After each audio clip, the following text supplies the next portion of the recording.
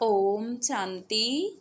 सुनते हैं आज 15 सितंबर 2023 के ईश्वरीय अनमोल महावाक्य। आज टाइटल में बाबा ने कहा, मीठे बच्चे, तुम रुद्र ज्ञान यज्ञ में बैठे हो। रुद्र शिव बाबा तुम्हें जो सुनाते हैं वह सुनकर दूसरों को जरूर सुनाना है।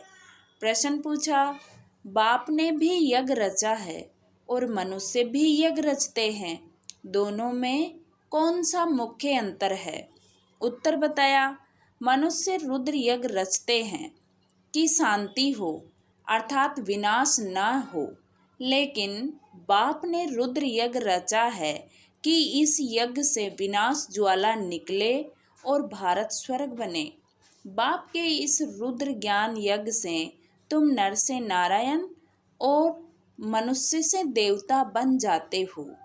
उस यज्ञ से तो कोई भी प्राप्ति नहीं होती है। आज का गीत है, तुम्हारे बुलाने को जी चाहता है, जो तुम आओ तो साथ खुशियाँ भी आए, मेरा मुस्कुराने को जी चाहता है। ओम शांति। ये कितना मीठा गीत है और कितना अर्थ सहित है। जो विशाल बुद्धि वाले होंगे वह अच्छी रीति समझ सकेंगे। बुद्धि भी नंबरवार है ना, उत्तम, मध्यम, कनिष्ठ होते हैं। उत्तम बुद्धि वाले इसका अर्थ अच्छी रीति समझ सकते हैं। तुम्हारे बुलाने को जी चाहता है, ये कौन याद करते हैं? बच्चे ना। कौन से बच्चे? बच्चे तो ढेर हैं, जो ब्राह्मण बने हैं, जो देवता थे, जिन्होंने ही पूरे 84 जन्म लिए हैं, उन्होंने ही जास्ती बुलाया है। वही शिव अथवा सोमनाथ के मंदिर की स्थापना करते हैं। सिद्ध होता है हम जो पूज्य देवी देवता थे अभी पुजारी बने हैं। बरोबर हम पूज्य थे, फिर पुजारी बने तो सोमनाथ शिव की पूजा करते हैं। रुद्र यज्ञ बहुत रचते हैं, रुद्र ज्ञान यज्ञ कभी नहीं रचते। रुद्र यज्ञ नाम रखते हैं, अभी भी रुद्र यज्ञ रच रहे हैं। तुम बहुत अच्छा समझा सकते हो। रुद्र कौन है? क्या रुद्र ने कभी यज्ञ रचा था? कैसे रचा? फिर क्या उसकी सिद्धि हुई? यह तो कोई नहीं जानते। तुमको अभी ज्ञान का तीसरा नेत्र मिला है। परमपिता परमात्मा के सिवाय ज्ञान का तीसरा नेत्र कोई दे नहीं सकता। ज्ञान सागर परमपिता परमात्मा को ही कहा जाता है। मनुष्य को ज्ञान सागर नहीं कह सकते। अभी तुम जानते हो, हमको दादे का वर्षा मिल रहा है, जिसको ही याद करते हैं कि बाबा आकर अविनाशी ज्ञान रत्नों का दान करो, फिर हम भी दान लेकर औरों को करेंगे। बहुत सहज है। सिर्फ याद दिलाएंगे कि तुम्हारे 2 बाप हैं। भक्ति मार्ग में 2 बाप हो जाते हैं। सतयुग त्रेता में लौकिक बाप ही होता है। वहाँ वर्षा भी तुम इस समय के पुरुषार्थ अनुसार पाते हो। तो तुम बच्चों का माथा फिरना चाहिए। ऐसी ऐसी जगह जाकर पूछना चाहिए कि रुद्र यज्ञ किसने रचा था। क्या रुद्र ज्ञान यज्ञ है या रुद्र यज्ञ है? असुल नाम है रुद्र ज्ञान यज्ञ। रुद्र तो है निराकार, वह कैसे यज्ञ रचेगा? जरूर शरीर धारण करना पड़े। दक्ष प्रजापति का यज्ञ भी मनाते आते हैं। दिखाते हैं दक्ष प्रजापति यज्ञ में अश्व को स्वाहा करते हैं, घोड़े को टुकड़े टुकड़े कर जलाते हैं। उनको दक्ष प्रजापति यज्ञ कहते हैं। यह तुम अभी जानते हो तो वहाँ लिखना चाहिए ये कौन सा यज्ञ है। बड़ा भपके से यज्ञ करते हैं, बहुत पैसे इकट्ठे करते हैं, बड़े बड़े आदमी दान करते हैं। कोई 100 निकालते, कोई 500 निकालते। इस रुद्र ज्ञान यज्ञ में तो तुम सारे स्वाहा होते हो। उसमें तो थोड़ा थोड़ा पैसा निकाल इकट्ठा करते हैं, फिर ब्राह्मण को दक्षिणा मिलती है। यहाँ तो तुमको स्वाहा होना पड़ता है। वहाँ स्वाहा होने की बात ही नहीं है। यहाँ बच्चे कहते हैं बाबा तन मन धन सहित मैं आता हूँ। वहाँ ऐसे नहीं कहेंगे। आहुति में कभी ऐसे नहीं डालेंगे। आरती आदि होगी, चंदा चीरा होगा, बड़ों बड़ों से लेते हैं। तुम बच्चे जानते हो इस रुद्र ज्ञान यज्ञ से ही विनाश ज्वाला प्रज्वलित हुई है। वह यज्ञ रचते हैं शांति के लिए, विनाश के लिए नहीं। वहाँ शांति का बड़ा आवाज करते हैं। शांति तो सारी दुनिया में चाहिए ना। परमात्मा है शांति का सागर। तुम बच्चों को अर्थ समझाया जाता है। अखबार पढ़ते हो तो ख्याल चलना चाहिए कैसे हम सबको समझाएं। बाबा ने कहा बाप जानते हैं कैसे बीके दुकान संभाल रहे हैं। सेठ का कौन सा दुकान अच्छा चलता है, कौन सा मैनेजर अच्छा है, वह तो गुड़ जाने, गुड़ की गोथरी जाने। ये ब्रह्मा है गोथरी। यह बड़ी रमणीक बातें हैं। तो रुद्र ज्ञान यज्ञ के लिए तो लिखा हुआ है, इससे विनाश ज्वाला निकली। वह यज्ञ करते हैं शांति के लिए। यह है सच्चा सच्चा यज्ञ। उन ब्राह्मणों के तो अनेक सेठ होते हैं। यह तुम ब्राह्मणों का एक ही सेठ है। बाप है रुद्र शिव। रुद्र बाप कहो, शिव कहो, सोमनाथ कहो, उसने ज्ञान यज्ञ रचा है जिसमें तुम बैठे हो। वह यज्ञ तो 2-4 दिन चलेगा। तुम्हारा यह रुद्र ज्ञान यज्ञ तो बहुत बड़ा है, उसमें टाइम लगता है। यह है नर से नारायण अथवा मनुष्य से देवता बनने का यज्ञ। वह तो ऐसे नहीं कहेंगे। बाप बैठ समझाते हैं कैसे उनको सावधान करो। बड़ों बड़ों को बोलो यह तुम जो यज्ञ रचते हो उसमें भूल है। परम पिता परमात्मा कल्प कल्प संगम पर आते हैं। शास्त्रों में युगे युगे लिख दिया है। ये भूल कर दी है। वैसे ही रुद्र यज्ञ रचते हैं। वास्तव में रुद्र ज्ञान यज्ञ है। शिव का नाम है रुद्र। उसने ही ज्ञान यज्ञ रचा है। जैसे इब्राहिम ने अपना इस्लाम धर्म स्थापन किया, बुद्ध ने बोधि धर्म स्थापन किया, वैसे रुद्र का है ज्ञान यज्ञ जिससे विनाश ज्वाला प्रज्वलित होगी। तो गोया वो लोग शांति के लिए यज्ञ रचते हैं, अर्थात विनाश नहीं चाहते। स्वर्ग की स्थापना के लिए नरक का विनाश हो तो अच्छा ही है ना। फिर बाबा ने समझाया भारत है अविनाशी खंड। जरूर भारत के मनुष्य संप्रदाय बहुत ज़्यादा होने चाहिए। आदि सनातन देवी देवता धर्म था, उनको सारा कल्प हुआ। शास्त्रों में 33 करोड़ लिख दिया है, परंतु यह तो समझाना चाहिए जरूर और धर्म वालों से देवता धर्म की आदमशुमारी जास्ती होगी, लेकिन वह कन्वर्ट हो गए हैं तो कैसे निकले। बौद्धि, क्रिश्चियन, मुसलमान आदि जाकर ढेर बने हैं, इसलिए थोड़ी संख्या हो जाती है। यह भी ड्रामा। इसमें समझने की बड़ी विशाल बुद्धि चाहिए। जब तक बुद्धि में ज्ञान नहीं बैठा है तो सिर्फ अर्पणमय होने से क्या फायदा। अर्पणमय तो ढेर बनते हैं, परंतु जो अच्छी रीति धारणा कर और कराते हैं, प्रजा बनाते हैं, वही अच्छा पद पा सकते हैं। फिर बाबा ने आगे कहा तो यह गीत एक्यूरेट है, तुम्हारे बुलाने को जी चाहता है। सबसे पहले 84 जन्म किसने लिए होंगे। जो पहले पहले थे वह थे ही देवी और देवताएं, सो भी भारत में ही थे। अभी तो कोई कहाँ कन्वर्ट हो गए हैं, कई तो भारत से बाहर चले गए हैं।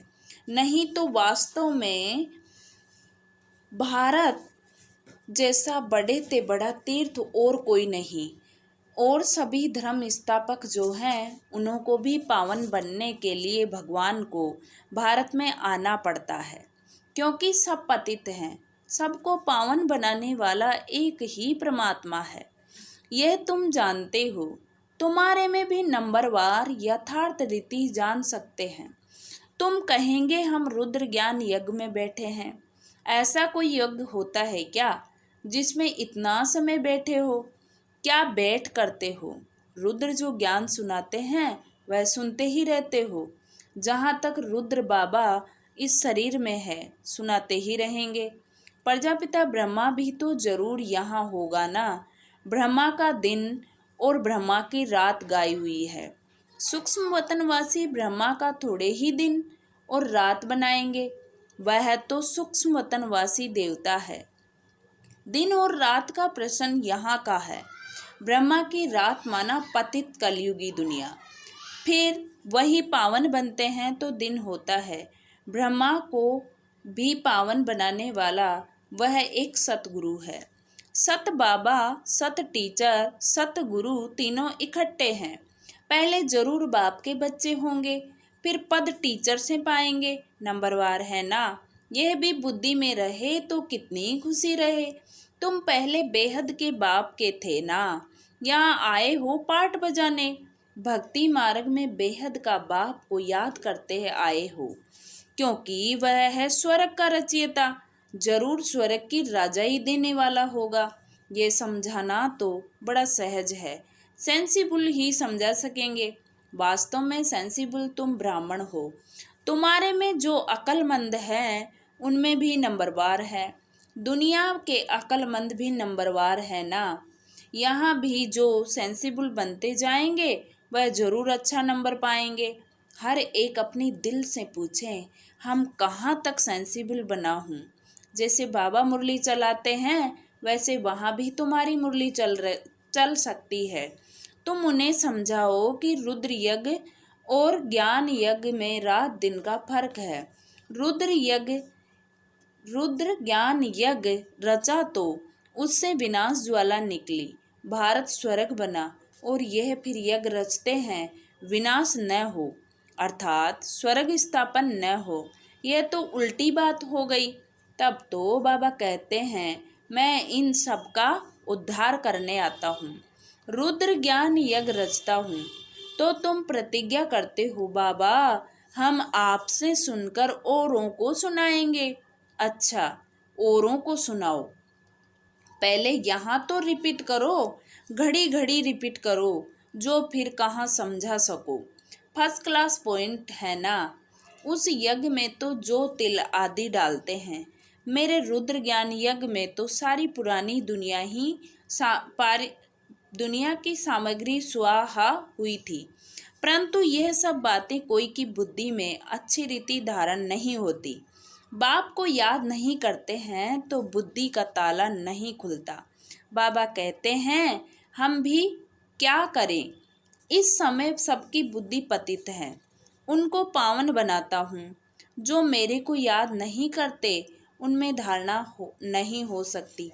बुद्धि का ताला कैसे खुले? याद से ही खुलेगा। मोस्ट बिलीवेड बाप हैं, उनकी बड़ी महिमा करते हैं। शिव बाबा की कितनी महिमा है। शिव की पूजा भी होती है तो जरूर आता होगा ना। बिगर ऑर्गन्स के क्या आकर करेंगे। तो अब ब्रह्मा में आया हुआ हूँ। तुम बच्चे बाप दादा के सामने बैठे हुए हो, परंतु देहाभिमान होने के कारण इतना लव बाप के लिए रिगार्ड नहीं रहता। डायरेक्शन पर मुश्किल चलते हैं, अहंकार में आ जाते हैं। बाप कहते हैं, मैं निरहंकारी हूँ। तुमको इतना अहंकार क्यों आता है? बस समझते हैं मैं ही होशियार हूँ, इतना देह अभिमान आ जाता है। बाबा ने कहा, अब कोई का पति मर जाता है तो उसकी देह खत्म हो गई, बाकी आत्मा निकल गई। फिर ब्राह्मण में आत्मा को बुलाते हैं, देह को तो नहीं बुलाते। भावना रखते हैं तो भावना का भाड़ा मिलता है। पति को याद करते रहे तो पति का साक्षात्कार कर लेंगे। बाबा साक्षात्कार तो कराते हैं ना। ऐसे बहुतों का प्यार होता है। आएगी तो आत्मा ना। कोई का स्त्री से प्यार तो कोई का स्त्री से प्यार तो है, भावना का भाड़ा मिल जाता है। स्त्री को देख लेते हैं, चीज ले आते हैं, खुद उनको पहनाते हैं। ऐसे बहुत कुछ होता आया है। आगे बहुत विधि सिखलाते थे। जैसे गणेश को अथवा नानक आदि को याद करते हैं तो साक्षात्कार हो जाता है। ऐसे बहुतों को हो सकता है, परंतु वह चाबी एक ही बाप के हाथ में है। बाप कहते हैं ये साक्षात्कार की बातें भी ड्रामा में नूंदी हुई है। साक्षात्कार कराया, ड्रामा चला, ठहरता नहीं है। ड्रामा को ही अच्छी रीति जानना होता है। अरे बाबा का तो अच्छी रीति रिगार्ड रखो। बाप में इतना रिगार्ड प्यार रखना बड़ा मुश्किल समझते हैं वह तो निराकार है। कहते हैं यह तो उनका रथ है, इनको हम क्या करेंगे, हम तो निराकार को ही याद करेंगे। अच्छा चलो, निराकार की गोद में जाकर दिखाओ, निराकार साथ खाओ पियो, तुम इनके पास क्यों आते हो। कहते हैं नहीं बाबा, आप इसमें हो, आपको ही इसमें विराजमान समझ चलते हैं। ये बड़ा मुश्किल किसकी बुद्धि में रहता है। ऐसे बहुत हैं जो गपोड़े लगाते हैं। हमारा बाबा में बहुत प्यार है, हम इतने घंटे बाबा को याद करते हैं। बाबा कहते हैं मैं भी पूरा याद नहीं करता हूँ, माना ब्रह्मा बाबा। मैं तो एक ही सिकिलधा बच्चा हूँ, फिर भी मैं पुरुषार्थ बहुत करता हूँ। अच्छा, मीठे मीठे सिकिलधे बच्चों प्रति माता पिता बाप दादा का याद प्यार और गुड मॉर्निंग। रूहानी बाप की रूहानी बच्चों को नमस्ते। हम रूहानी बच्चों की रूहानी बाप दादा को याद प्यार गुड मॉर्निंग और नमस्ते बाबा नमस्ते, शुक्रिया बाबा शुक्रिया, वाह बाबा वाह। धारणा के लिए मुख्य सार है। फर्स्ट पॉइंट, अर्पण होने के साथ साथ अपनी बुद्धि को विशाल बनाना है। ऊंच पद के लिए अच्छी रीति धारणा करनी और औरों को करानी है। सेकंड पॉइंट, बाप समान निरहंकारी बनना है। अहंकार छोड़ बाप से अति लव व रिगार्ड रखना है। देह अभिमान में नहीं आना है। आज मीठे प्यारे बाबा ने सिकिलधे बच्चों को वरदान दिया, मालिक बन कर्मेंद्री से कर्म कराने वाले कर्म योगी कर्म बंधन मुक्त भव। मालिक बन कर्मेंद्रियों से कर्म कराने वाले कर्म योगी कर्म बंधन मुक्त भव। ब्राह्मण जीवन कर्म बंधन का जीवन नहीं, कर्म योगी जीवन है। कर्मेंद्रियों के मालिक बन जो चाहो जैसे चाहो जितना समय कर्म करने चाहो वैसे कर्मेंद्रियों से कराते चलो तो ब्राह्मण सो फरिश्ता बन जाएंगे, कर्म बंधन समाप्त हो जाएंगे। यह देह सेवा के अर्थ मिली है। कर्म बंधन के हिसाब किताब की जीवन समाप्त हुई। पुरानी देह और देह की दुनिया का संबंध समाप्त हुआ, इसलिए इसे मरजीवा जीवन कहते हैं। स्लोगन है, दिलाराम के साथ का अनुभव करना है तो साक्षीपन की स्थिति में रहो। दिलाराम के साथ का अनुभव करना है तो साक्षीपन की स्थिति में रहो। अच्छा तो ओम शांति। आज की मुरली से सोमान लेंगे, मैं आत्मा मालिक बन कर्मेंद्रियों से कर्म कराने वाली कर्म योगी कर्म बंधन मुक्त भव। मैं आत्मा मालिक बन कर्मेंद्रियों से कर्म करने वाली कर्म योगी कर्म बंधन मुक्त हूँ। ओम शांति ओम शांति।